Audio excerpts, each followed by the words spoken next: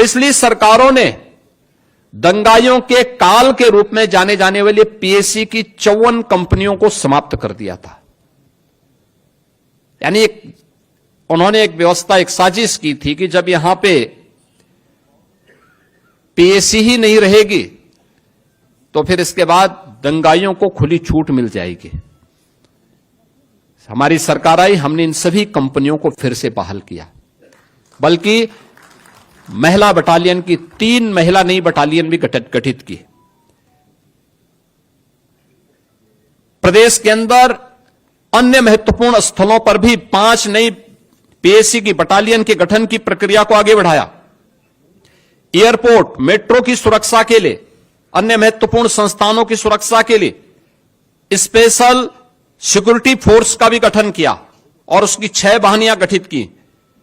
प्रदेश के अंदर सभी जनपदों में साइबर थानों की स्थापना की गई।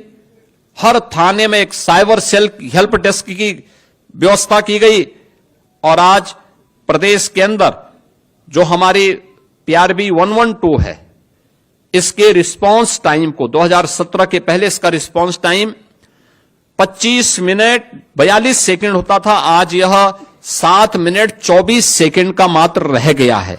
यानी आम जनता को कितनी जल्दी न्याय मिल सकता है, उस तक पुलिस का रिस्पांस कितनी फास्ट होगी, इसी से आप अंदाजा लगा सकते हैं।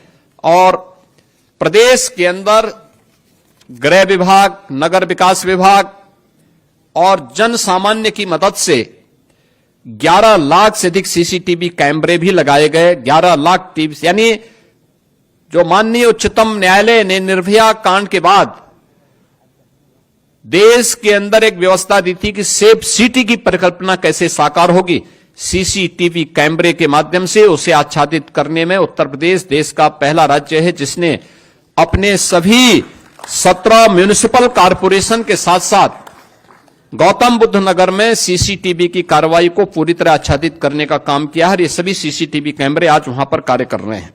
मित्रों, 2017 के पहले प्रदेश की कानून व्यवस्था की स्थिति आप सबके सामने है। हर व्यक्ति जानता है, हर दूसरे तीसरे दिन एक दंगा होता था, न बेटी सुरक्षित थी, न व्यापारी सुरक्षित था। प्रदेश के बारे में लोगों की परसेप्शन का अंदाजा इसी से लगाया जा सकता था कि हमारा युवा अपनी पहचान के लिए मोहताज होता था। आज कानून व्यवस्था में उत्तर प्रदेश ने एक लंबी छलांग लगाई है और महाकुंभ प्रयागराज इसका उदाहरण है। 45 दिनों के इस महाआयोजन में कोई छेड़छाड़ की घटना नहीं, कोई लूटपाट की घटना नहीं, कोई अपहरण की घटना नहीं, कोई भी ऐसी घटना नहीं जिससे आने वाले श्रद्धालुओं को किसी भी प्रकार का कोई असंतोष का भाव पैदा करने का अवसर प्राप्त हुआ हो। प्रदेश वही है, लेकिन इसके लिए जो ये व्यापक परिवर्तन हुआ है, इस व्यापक परिवर्तन का कारण है कि इन 8 वर्षों में सरकार ने व्यवस्थित तरीके से उत्तर प्रदेश पुलिस के बल को एक सिस्टम के साथ जोड़ा है। आप अनुमान करिए, अब तक उत्तर प्रदेश पुलिस बल में पिछले 8 वर्ष में, जब 2017 में हम लोग आए थे, 1.5 लाख पुलिस कार्मिकों के पद खाली थे। सरकार की नियत पर जनता जनार्दन को भी और माननीय न्यायालय को भी संदेह था, क्योंकि भर्ती की प्रक्रिया पारदर्शी नहीं हो सकती थी, नहीं करते थे। लेकिन पहली बार हुआ जब पारदर्शी भर्ती की प्रक्रिया के माध्यम से सरकार ने 1,56,000 से अधिक पुलिस कार्मिकों की भर्ती, जो आज सेवा दे रहे हैं, उन्हें उत्तर प्रदेश पुलिस बल का हिस्सा बनाया है। और अभी हाल ही में 60,200 से अधिक पुलिस कार्मिकों की नई भर्ती भी संपन्न की है, जिन्हें कुछ ही दिनों के अंदर ट्रेनिंग की प्रक्रिया के साथ जुड़ने का अवसर प्राप्त होगा। यानी आप अनुमान कर सकते हैं कि 2,16,000 से अधिक केवल पुलिस कार्मिक अकेले उत्तर प्रदेश पुलिस बल में भर्ती हुए हैं। और ये भर्ती की प्रक्रिया के साथ साथ उत्तर प्रदेश में जब 17 में हम लोग आए थे, 10 जनपद ऐसे थे जहां कोई पुलिस लाइन नहीं थी। पुलिस के बैरक की स्थिति आप देख सकते थे, सब टूटे फूटे थे, कोई व्यवस्था उनके लिए नहीं थी। ट्रेनिंग मात्र 6000 पुलिस कार्मिकों की ट्रेनिंग की क्षमता थी। आज उनके इंफ्रास्ट्रक्चर को बढ़ाया गया। सभी 10 जनपद जहां पे कोई पुलिस लाइन नहीं थी, या तो पुलिस लाइन का निर्माण पूरा किया गया, बल्कि पुलिस कुछ जगह निर्माण का कार्य पूरा किया या निर्माणाधीन है। हर जनपद में, हर थाने में पुलिस की अवस्थापना सुविधाओं के लिए बैरक का निर्माण किया गया। पुलिस की ट्रेनिंग क्षमता को कई गुना बढ़ाया गया। जिस प्रदेश में मात्र 6000 पुलिस कार्मिकों की ट्रेनिंग हो सकती थी, पहली बार होगा, और उत्तर प्रदेश देश का पहला राज्य होगा जो 60,244 पुलिस कार्मिकों की एक साथ ट्रेनिंग कराने जा रहा है। एक साथ ट्रेनिंग कराने जा रहा है, और ये प्रदेश के अंदर ही ट्रेनिंग होने जा रही है।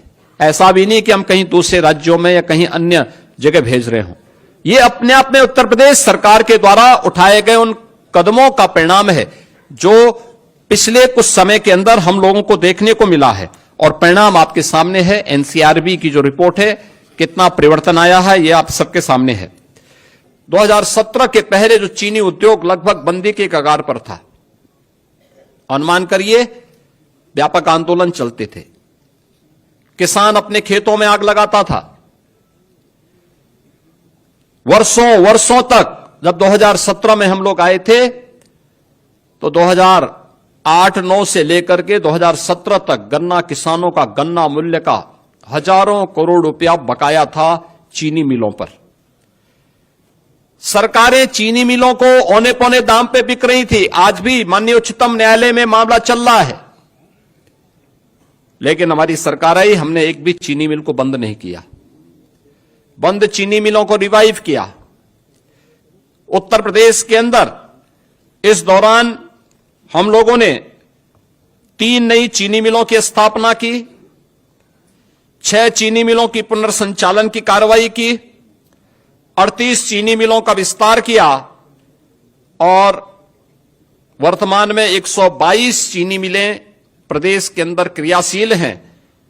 2017 से अब तक गन्ना किसानों को 2,80,000 करोड़ रुपए से अधिक का गन्ना मूल्य का भुगतान हुआ, और यह पिछली सरकारों के 22 वर्ष के कार्यकाल की तुलना अगर इसे किया जाए, उन्होंने 22 वर्ष में जितना किया, उतना हमारी डबल इंजन की सरकार ने मात्र 8 वर्ष में किया। उससे भी 60,000 करोड़ रुपए से अधिक की धनराशि गन्ना किसानों के खाते में उपलब्ध करवाने का काम किया। इथेनॉल के नए प्लांट लगाए। 2017 तक केवल 42 करोड़ लीटर इथेनॉल का उत्पादन उत्तर प्रदेश में होता था। आज के दिन पर यह 177 करोड़ लीटर इथेनॉल का उत्पादन उत्तर प्रदेश के अंदर हो रहा है, जिससे अन्नदाता किसानों को सर्वाधिक लाभ हो रहा है। इसी प्रकार से चाहे गन्ना उत्पादन में, चाहे वह खाद्यान्न उत्पादन में हो, या फिर फल एवं सब्जी के उत्पादन में भी आज उत्तर प्रदेश नंबर 1 पर फिर से आया है, और उत्तर प्रदेश के अन्नदाता किसानों के जीवन में व्यापक परिवर्तन देखने को मिला है।